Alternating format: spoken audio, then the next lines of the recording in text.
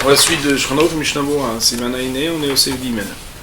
On va parler maintenant du sujet, notamment, et en tout cas on va commencer par ça, Shmiat Kol Zemerisha, ça veut dire d'avoir le droit ou non d'écouter la voix d'une femme qui chante. Nous dit Shulchan Aruch, Yesh Lizea Mishmiat Kol Zemerisha Beshaat Kriyat Shema, il faut être vigilant et donc ne pas écouter la voix d'une femme qui chante au moment des Kriyat Shema. Le Ramoud d'ajouter au nom du Beth Yosef, donc pas pour être machloket, mais pour expliquer, va filu beishto, et même si c'est sa propre femme. Aval kol haragil bo eno erva, mais une voix qui lui est habituée, une voix habituelle, pardon, alors ça ne sera pas considéré comme erva. Voyons sur cette partie le Mishnah Boura. Seif Gimel, Seif Ketan Tetzain, Yesh Leizer, il faut être vigilant. Bedi Avad, ça veut dire qu'à posteriori, puisque le din n'est que a priori, Mkara, Choser, Bekore, Belo Abrachot, s'il avait lu alors qu'il avait entendu la voix d'une femme qui chante, alors il le relirait, mais sans les bénédictions. Ayen, Bebiur Agro, après Megodim, il faut regarder l'explication du Ganovina, du premier Gadim pour comprendre. Seif Ketan Yudzain, Zemer Isha, ça veut dire quoi? Philupnouya, même si elle est célibat. Aval, shelo beshat kriyat shema, mais si on n'est pas durant le kriyat shema, alors on aurait le droit. Cependant, shelo echavel lenot mizek, de shelo yavod ideiru. Il ne faudrait pas qu'il ait l'intention de tirer profit de cela, sinon ça l'amènerait à avoir une pensée. Zemer eshetish. Il faut savoir que la voix de la cantisation, donc une chanson d'une femme qui est mariée, v'chen kol ha'arayot, et aussi toutes les femmes qui sont interdites. Ça veut dire sœur, j'en sais rien moi, sœur, belle-sœur, etc. Assour lishmoa, c'est interdit, leolam à jamais. Ça veut dire marié, pas marié. V'chen pnouya, shei nida, et aussi une pnouya qui se trompe pas, ça veut dire une nida, michlal ariot, et b'tolot didan, et les filles qui sont pas mariées aujourd'hui, kulan cheskat nidot, hen, elles sont toutes considérées comme des nidot, puisqu'à partir du moment où elles ont l'âge des menstruations, alors elles se trompent pas, donc elles sont nidot. Michel Galam Zman Vese, puisqu'à partir du moment où elles arrivent à l'âge des menstruations. Kol Zemer Pnouya Nochrit, la voix d'une femme célibat non juive. Igam Ken Bichlal Erva, c'est aussi inclus dans l'interdit de Erva. Ben Solishma Ben Cohen Ben Israël, c'est interdit d'écouter, que ce soit un Cohen ou que ce soit un Israël. Juste, je voulais quand même expliquer, parce que moi j'avais eu la question, pourquoi on dit Ben Cohen Ben Israël? Un juif, c'est un juif, Cohen Israël. On va dire non, puisqu'ici on parle de la voix du non-juif. Alors l'interdiction qu'un Cohen il a d'aller avec une non-juive n'est pas la même que l'Israël. L'interdiction qu'un Cohen il a d'aller avec une non-juive, quand il s'agit d'une non-juive, de Shem Znout par exemple, c'est Midoraita, ça serait qu'elle s'appelle Zona, si elle a fait Znout. Et donc ce sera un interdit de la Torah quand il est Cohen. Comme il est marqué, Ben Israël, alors que le juif, s'il a un rapprochement de Znout avec cette femme-là, alors il est loké makat mardout, il prendra, on appelle ça une raclée des rabbanon, ça veut dire des coups des rabbanon, pas de raïta. Et donc, on veut dire que malgré le fait qu'il y ait une différence au niveau de la règle et de ce qu'il encourt le Kohen par rapport au Israël, dans les deux cas, ça sera interdit. Mikol makom derech ben hakum.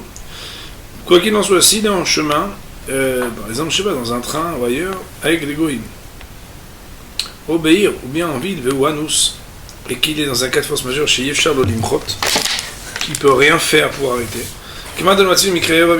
puisque la non-juive on trouve nulle part que c'est marqué qui s'appelle Erva Midoraita, puisque dans la paracha d'Acharemot, c'est là-bas où on raconte et on rappelle tous les cas on énumère tous les cas de Erva, il n'est pas marqué là-bas. On aurait le droit de dire le Kriyat Shema et de faire la bénédiction. Deim Loken, parce que si tu ne permets pas cela, puisque nous on est resté, on est présent autour des non-juifs, on va s'annuler que de dire la Torah et la Tfila. Belzenema, c'est pour ça qu'il dit et la sot la sheb et feru toratecha. Il y a des moments où, pour pouvoir réaliser ce qu'Hachem nous demande de faire, il faut être capable de déroger à la stricte loi de la Torah pour pouvoir préserver la Torah. C'est un principe qu'il faut prendre avec des pincettes, qui a permis par exemple la rédaction du Talmud quand il était risqué d'oublier. Aridametz libo, mais bien entendu, il faudra qu'il s'efforce dans son cœur, le chaven la kedusha, de se concentrer vers quelque chose de saint, c'est-à-dire vers ce qu'il est en train de faire, tfila, Torah, etc., shosek velo italibo l'école zemer, donc dont il est occupé, ne pas prêter d'attention à ce qu'il est en train d'entendre, cette femme non-juive qui chante.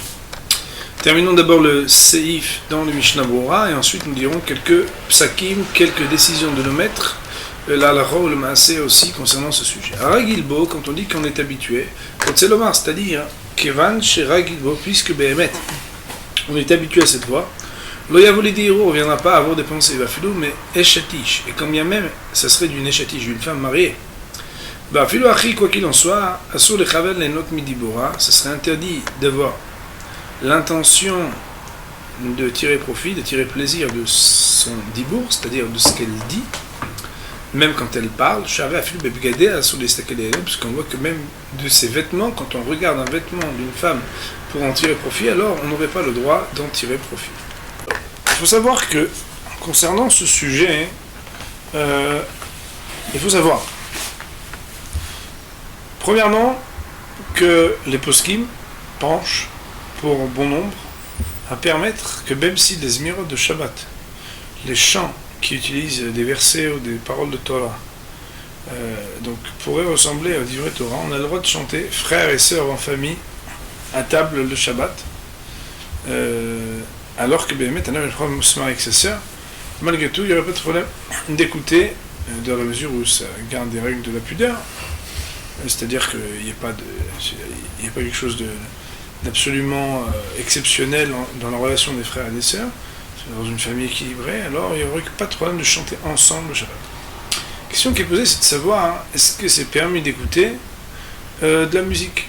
Ça veut dire, est-ce qu'on a le droit d'écouter une femme qui chante quand soit on a l'habitude de connaître sa voix, soit pour une raison ou pour une autre, on est persuadé qu'on n'aura pas de pensée en écoutant sa voix, puisque la raison pour laquelle les Mishnah Bora, quand on est habitué, alors il y aurait des permissions, c'est parce qu'on n'aurait pas de pensée. Alors, vous savoir que sur ce sujet, Rav Moshe Feinstein peut nous dire que ce soit juive, non juive, on aurait l'interdit formel d'écouter la voix de quelqu'un qui chante.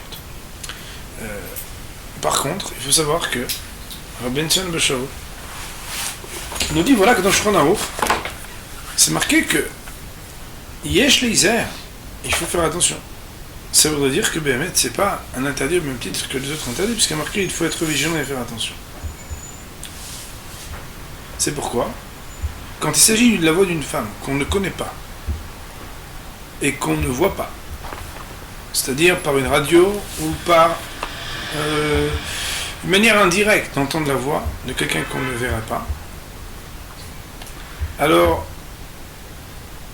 s'il n'y a pas de crainte qu'il puisse avoir des pensées, d'après la stricte loi, on pourrait permettre que quelqu'un écoute la musique.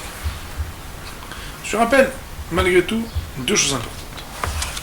C'est que si Chachamim ont dit que la voix, c'est quelque chose qui peut susciter des pensées, c'est que il faut être très clair et très certain de soi pour dire qu'on n'aurait pas de pensée. Deuxièmement, il faut savoir que les poskim qui sont ramenés, puisque nous avons cité Rabbi Tzina Beshol, nous citerons aussi le Halakha Brura du Rav Yosef, qui lui aussi donne une permission lorsque on ne viendra pas avoir des pensées. Citant les permissions, il dit que même ceux qui permettent, ils disent Mikol Makom Katav Shemechoar Adevar Bal Nefesh Izer Misé. Malgré tout, c'est quelque chose de dégoûtant que d'écouter, quand quelqu'un est un homme pieux, la voix d'une femme qui chante, et que quelqu'un donc de pieux s'abstiendra de cela.